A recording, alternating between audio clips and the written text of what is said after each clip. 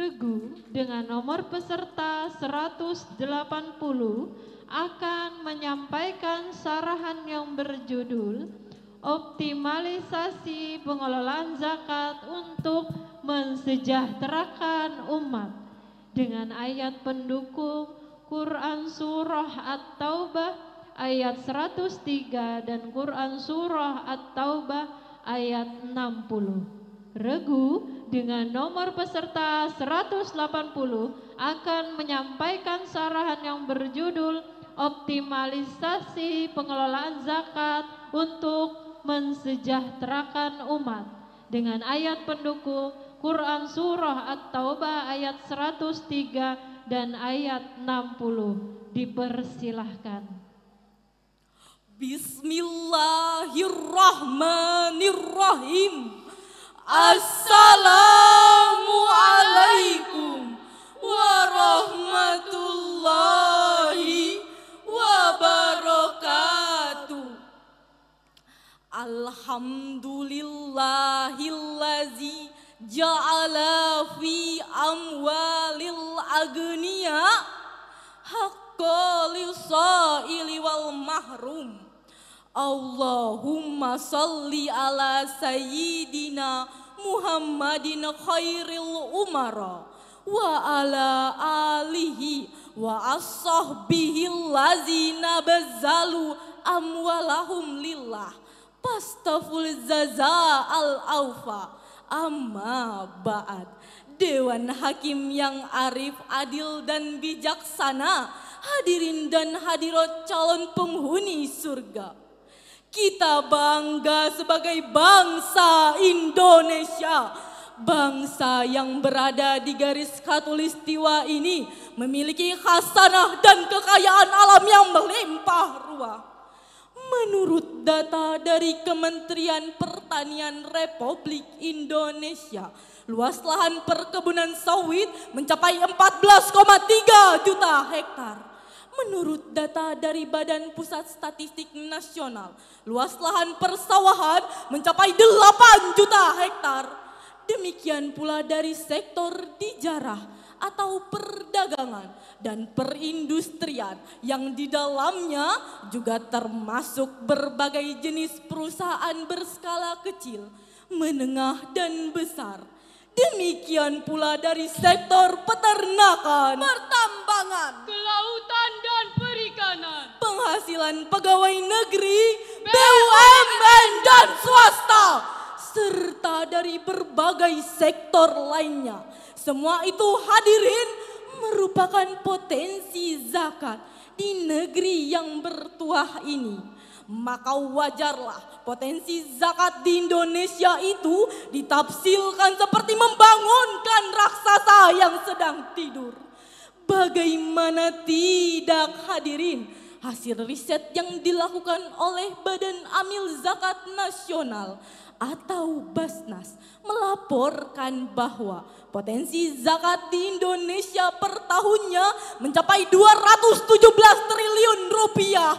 Satu angka yang sangat fantastis untuk mensejahterakan umat dan dapat mengurangi angka kemiskinan.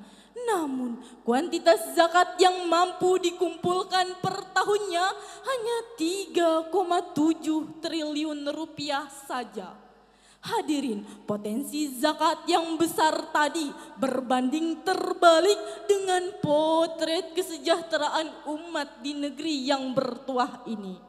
Menurut data dari Badan Pusat Statistik Nasional, jumlah penduduk miskin di Indonesia mencapai 25,95 juta jiwa. Presentasi penduduk miskin di kota 7,2%, sementara di desa 13,20%. dari 133,94 juta angkatan kerja, sebanyak 6,80 juta menganggur. Masih banyak masyarakat kita yang tinggal di rumah kumuh dan tidak layak huni.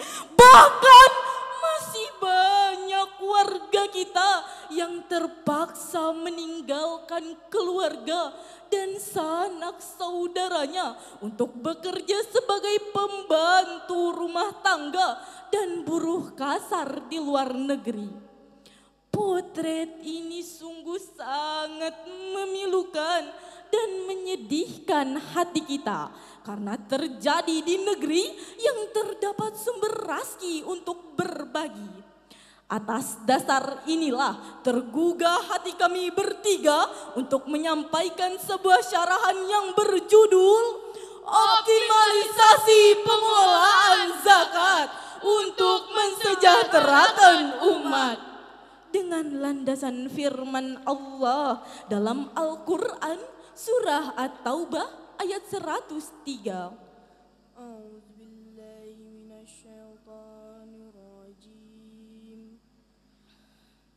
Bismillahirrahmanirrahim. Khudh min amwalihim sadaqatan tutahhiruhum wa tuzakkihim biha wa salli alaihim.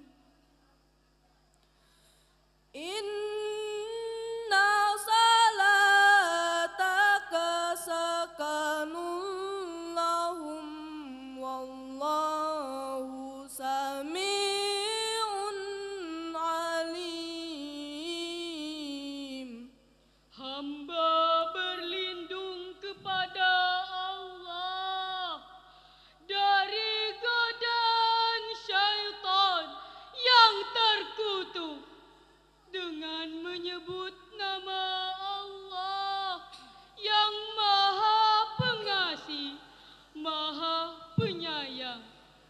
Ambillah zakat dari sebagian harta mereka guna membersihkan dan mensucikan mereka, dan berdoalah untuk mereka. Sesungguhnya doa kamu itu menumbuhkan ketentraman jiwa bagi mereka, dan Allah Maha mendengar, Maha mengetahui. Ma'asyiral muslimin wal muslimat rahimakumullah. Asy-Syaikh Profesor Dr. Wahbah Al-Juhaili dalam kitab tafsirnya Al-Munir jilid 6 halaman 28 menukilkan sebab nuzul ayat yang telah dibacakan tadi dari riwayat Ibnu Zarir dari Ibnu Abbas radhiyallahu anhu berkenaan dengan Abu Lubabah dengan teman-temannya yang mengikat diri di tiang-tiang Masjid Nabawi dan tidak mau dilepaskan kecuali oleh Rasulullah sallallahu alaihi wasallam. Atas dosa mereka, mereka tidak ikut dalam perang Tabuk disebabkan harta mereka.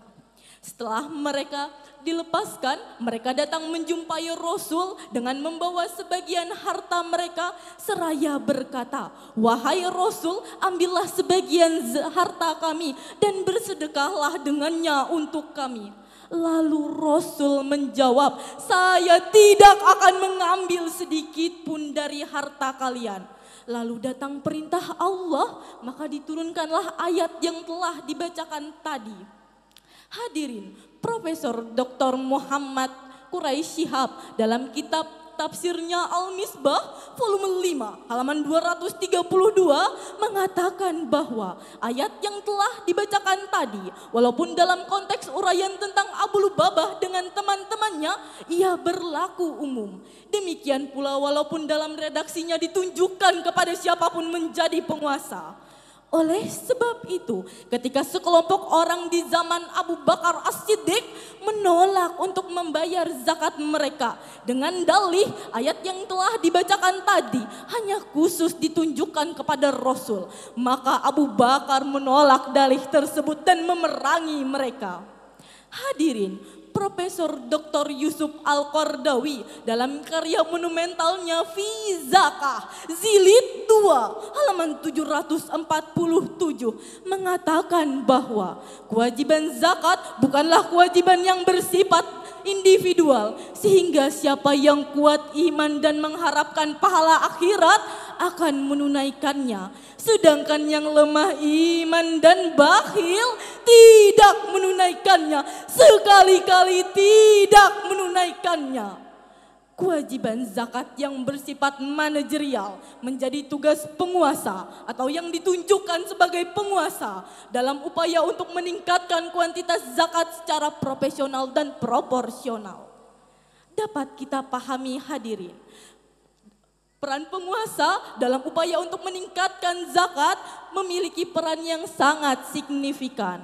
Hadirin, Profesor Dr. Yusuf Al-Qardawi dalam kitabnya Fi Zakah Jilid 2 halaman 543 mengatakan bahwa para ahli ekonomi telah mengingatkan hal yang sangat penting, bukan hanya bagaimana meningkatkan pendapatan, akan tetapi bagaimana pengelolaan dan perindustrian. Oleh karena itu, tidak heran jika Al-Quranul Karim menegaskan kepada siapa zakat tersebut didistribusikan. Jawabannya terdapat dalam Al-Quran surah At-Taubah ayat 60 yang berbunyi sebagai berikut. Innamas sadaqatu lil fuqara'i wal masakini wal amilina 'alaiha wal mu'allafati qulubuhum wa fir riqabi wal gharimina wa fi sabilillahi wa banis sabil